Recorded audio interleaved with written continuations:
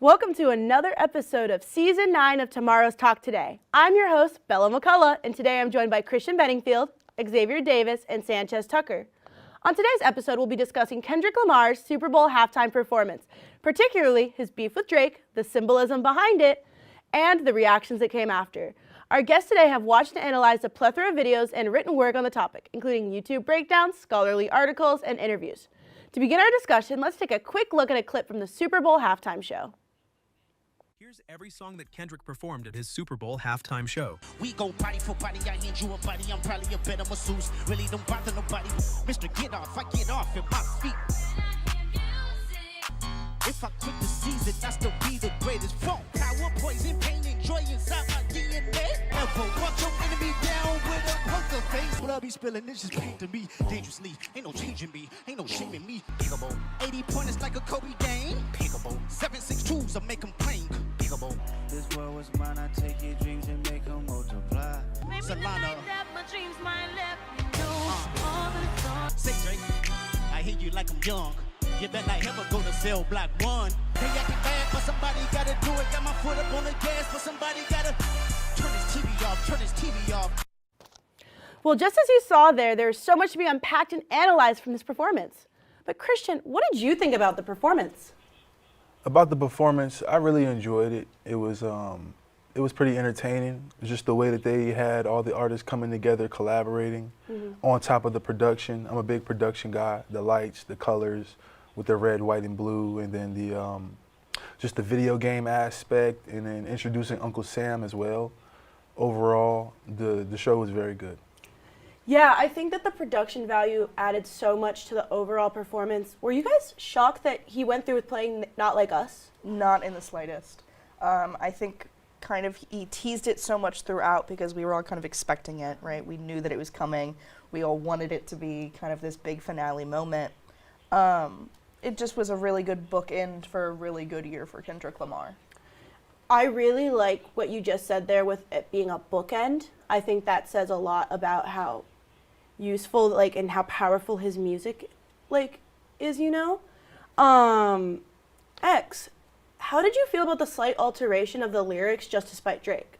Despite Drake, the alternation of the lyrics, he modifies, he changes them in a way that he either blurs out, takes out the cuss words so he doesn't seem too ghetto in a way, but also he emphasizes a lot of real talk that he has in the songs. If you listen, go back to Humble or TV Off and everything, there's certain things that he says that really stick out, especially about just what's going on in society. And in all his songs in the past too, not even just in the actual Super Bowl performance, all of his songs have some type of hidden meaning about society and just everything that goes on and how a lot of inequalities go around and a lot of microaggressions are around us. So he really kind of presents those things, and with that, he emphasizes them in the Super Bowl. Yeah, I think I really agree with that fact that he emphasizes the lyrics. He emphasizes the point of he's trying to make through that alteration. And I think that's very, very pertinent and very, very clear throughout his entire performance. He is very, very specific and purposeful with everything he does. And I think he also makes that point using Samuel L. Jackson as Uncle Sam because he talks about being too loud, too much, too everything. That wording is very, very purposeful, and I think he's trying to highlight that point through that. But that was one of my personal favorite parts. Sanchez, what was your favorite part about the performance? Definitely just seeing Serena Williams grace my television screen. To have her kind of have this return to herself and return to pride that was kind of sucked out of her during her tennis career. She faced so much criticism for those same things that, Uncle Samuel L. Jackson was saying of too much, too loud, too ghetto. And she really was put down for a lot of her tennis career because she was a black woman in a white-dominated space. And to see her stand up and do and crip walk across that stage, knowing the historical context of her and that dance and the criticism she faced the last time that she did it. Yeah, I definitely think I 100% agree with you on that. It was taking back power in a sense. And I think that the visuals of that were so impactful. The colors, everything was very, very purposeful. And kind of going off that, Christian, what did you think about the visual, interpretation of the show. Like, what did you see with the visuals? What did you kind of get from everything that you were seeing on that stage? I saw intention and I saw dedication when I was watching the Super Bowl halftime show, because every single second of it was planned and executed to perfection. There were a few mishaps, you know, with the Palestine flag thing that wasn't necessarily planned, but overall, just from the color theory used with the red, white, and blue, to the dancers, to the professionalism, to even Kendrick Lamar's performance himself, you know, because he's not really like the dancing kind of guy, but he still did what he had to do to entertain his fans. And it was a really good performance. And also the touch from Samuel L. Jackson, just adding that narrator aspect, it created depth to the performance for the viewers. I really agree with that. I think that depth and all of that comes together to create this beautiful symbolism and meaning. But kind of everyone brought up some very good points about the performance. Stay tuned and we'll be right back with more on tomorrow's Talk Today. Do you need B-roll for that next comm class project? If so, we've got that B-roll. Are you not Ryan Fletcher and you haven't attended every event? We've got that B-roll. Are you not Cole Pello and haven't taken photos of every event? We've got that B-roll. Do you need shots of students eating pizza or getting their Starbucks? What about some building signs? We've got that B-roll. Do you need shots of students pressing buttons? What about doing the other things that look techie? We've got that B-roll. Do you need shots of fall on campus or students making random mugs? We've got that B-roll. Do you need a shot of Taylor Reevely IV being inaugurated as the president of Log One? No! That's not B-roll. That's too specific.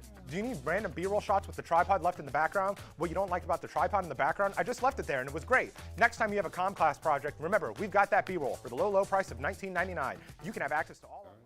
Welcome back. Next, we are going to be focusing on the message and symbolism behind Kendrick's performance. Here we have a clip from YouTube that dives into many of the messages from the show that are sure to surprise you. It's your uncle, Sam. And this is the great American game. The revolution about to be televised. You picked the right time, but the wrong guy. Too loud, too reckless, too ghetto. It's been a day for me. Hold on. Scorekeeper, deduct one life. Out. Slow. That's what America wants. Nice and calm. You almost there. Don't mess this. Oh no. It's a cultural divide. I'ma get it on the floor. You really about to do it? 40 acres in the mule. This is bigger than the music. Turn this TV off. Turn this.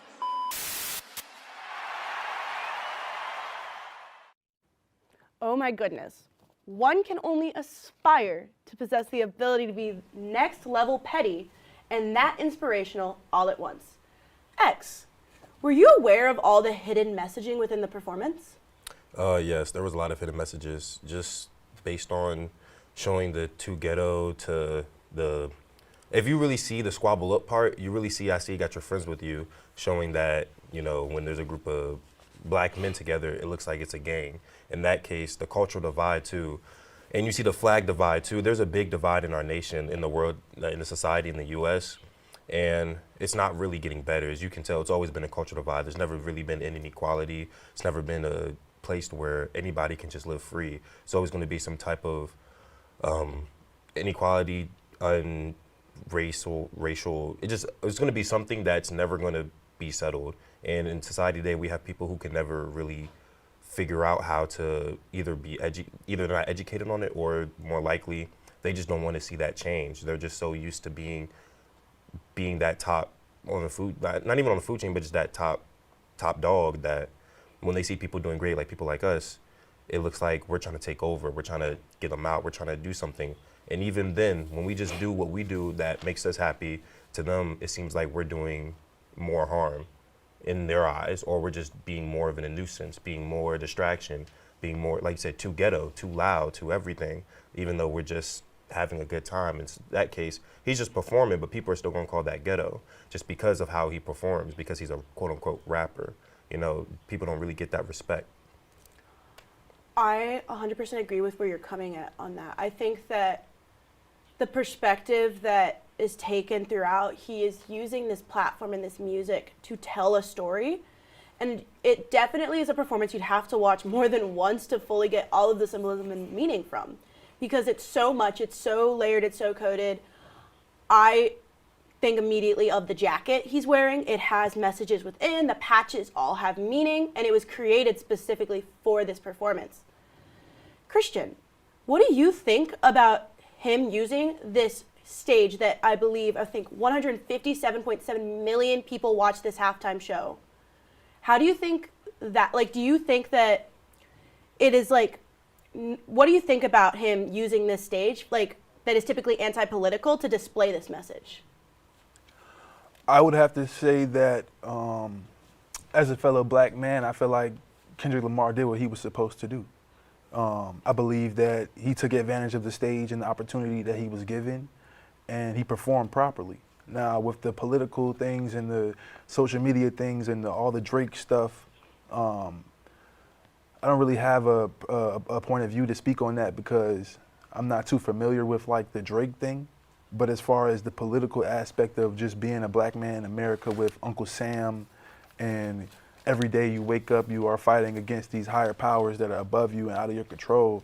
And it's like Kendrick Lamar is just trying to exist and do what he has to do, but he is also going to be the spokesperson for our people and get on that stage and risk his career to speak for our people.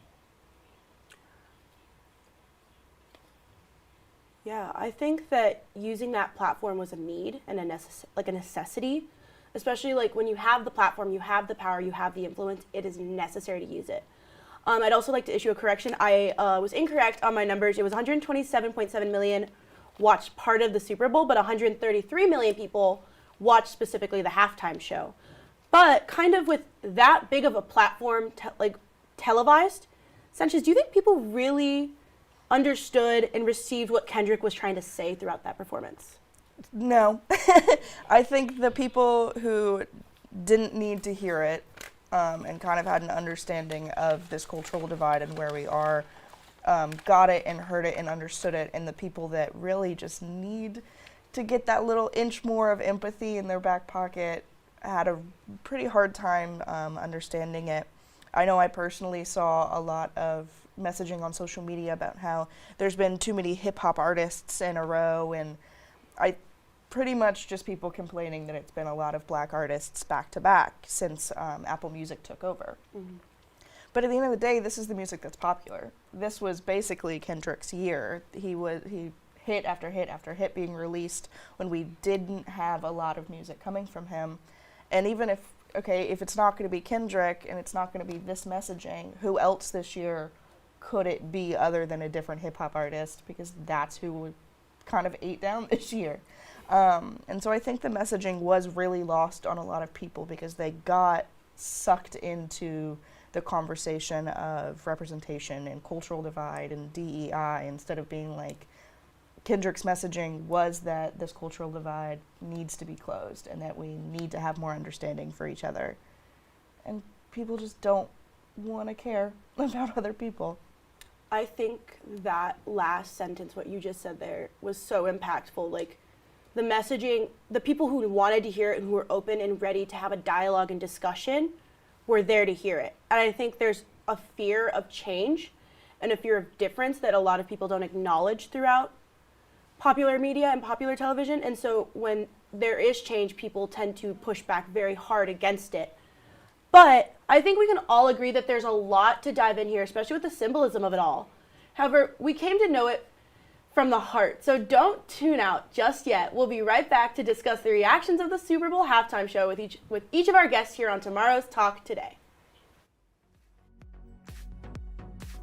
The Communication Studies Department is actually one of the youngest and one of the largest in the Coco College of Arts and Sciences here at Longwood University. We have 2 concentrations, one in digital media and public relations, and students get hands-on skill in those classes. We're going to teach you all kinds of things on the digital media side. You're going to get editing, videography, storytelling work, and on the PR side, hands-on as well, doing client-based work and learning a lot about corporate communication. And of course, our alumni run out in the world and do all kinds of stuff with that degree. Thanks for sticking with us through that break. Now let's take a look at some celebrity reactions across the world. Built off the backs of us as black men. And I just love to see when black men, uplift other black men like. He didn't pop up on him like that, man. He didn't peekaboo on y'all like that. Hey, Liner! That stadium is so loud! And Tiger was in the crowd to hear that firsthand.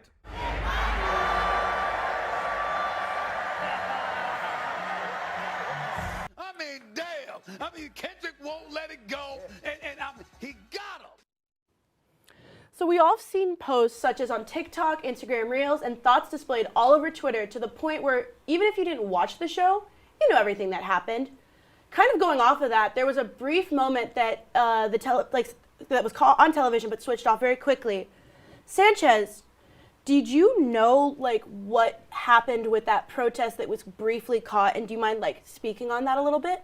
Yeah, so in the middle of the performance, one of the backup dancers opened up a flag that was half Palestinian and half Sudanese with the text written on the flag of the names of the countries. As many of you know, currently there is racial and ethnic cleansing occurring in both Palestine and Sudan. And there has been very few people willing to kind of stand up and criticize and condemn the aggressors in these situations. And so this protester pulled it out of their jacket during the performance to hold it up on national television. They were hired to be a backup dancer. Nobody was aware that this was happening. They spent months preparing for this performance just so that they could stand up on top of that car and hold up that flag. It was an incredibly brave thing for this young man to do. He was then tackled to the ground very, very violently and injured, and has received a lifetime ban from all NFL events.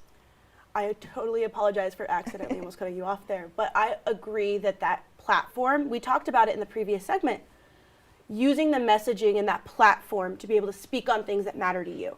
And it is unfortunate that young man has received a lifetime ban in the NFL, especially as a lot of players are able to use their platforms to speak up. He was trying to do the same through this opportunity he had. But there was also just a lot going on throughout that show in general. So, X, what do you think about the reactions about the whole halftime show as a entity in its own? The reactions of the show in general, for the people that wanted to see it, obviously, they saw Kendrick Lamar's performance and they understood the message. But for the people who don't really get the message, they're kind of, for that, they're either uneducated or they're just being unreasonable and just being very, very selfish. A lot of people I saw in the comments, in Twitter, Instagram and stuff, they were like, it used to be about Super Bowl. The Super Bowl used to be about football. Who cares about the halftime show? Who wants to see this black man performing? There was other words they used, but it's like a lot of people, for some audience, for the bad reactions, they didn't really care. They didn't really get the message. They didn't really get the full picture of why the whole performance happened, why he set up everything he did, why they were wearing specific colors. But for the good reactions, obviously, you can see him being uplifted by other artists. You can see him being praised for it by other people in the world. A lot of people praised him for it. A lot of people said that this was something that needed to happen. Even if it needed to happen like this, it still needed to happen regardless, especially with the president being in presence of the Super Bowl. He knew what he was doing, and with that platform, he knew what kind of reactions he was going to get. But I think most of the reactions were pure. But at the same time, there are non-pure people in this world that also have worse intentions. What I'm hearing from you is so much we've talked about this. People don't want to hear messaging. They don't want to receive something that might be challenging their thoughts and their beliefs. And I think that's something that, as media watchers, we need to consider and criticize. Why are we uncomfortable with this piece of media? Why are there mixed emotions? Why are there mixed reactions? Why are people reacting in this way? And so, Christian, what do you think about all the mixed emotions and reactions about this performance? As far as the mixed reactions, I would say just not everybody is meant to understand. A lot of the deeper messaging in the performance went over people's heads. And I just think that either comes from a lack of understanding or a lack of choosing to understand, to want to understand, because at the end of the day, I think that the halftime show and Kendrick Lamar and just the way that everything is going represents our country. It represents it's American.